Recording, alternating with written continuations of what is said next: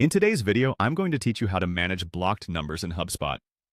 This process can be essential for maintaining a clean and efficient communication system, whether you are managing a small team or a large organization's call center. Managing blocked numbers can help you avoid unnecessary interruptions and keep your focus on the contacts that matter most. To get started first, you'll want to navigate to the User Guide section of HubSpot. This is where you'll find a wealth of information that can guide you through various features within the platform, including blocking numbers and other calling features. If you're not already there, you can go to the main HubSpot dashboard and look for the User Guide link, which is typically located in the menu or accessible from the homepage.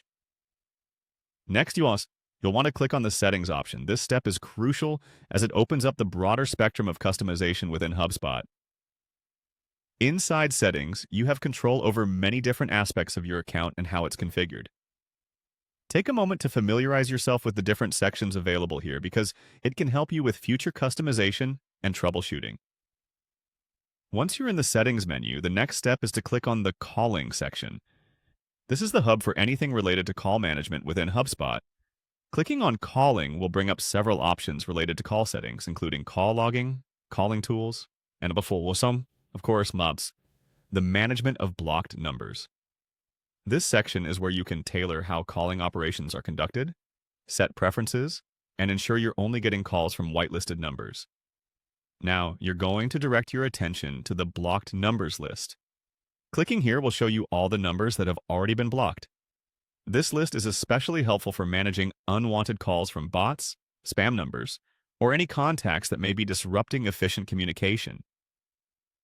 Take the time to review this list carefully, as it will give you a clear picture of who is currently restricted from reaching out.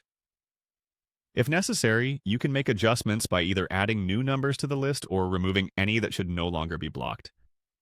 By following these steps, you're now fully equipped to manage blocked numbers within HubSpot efficiently.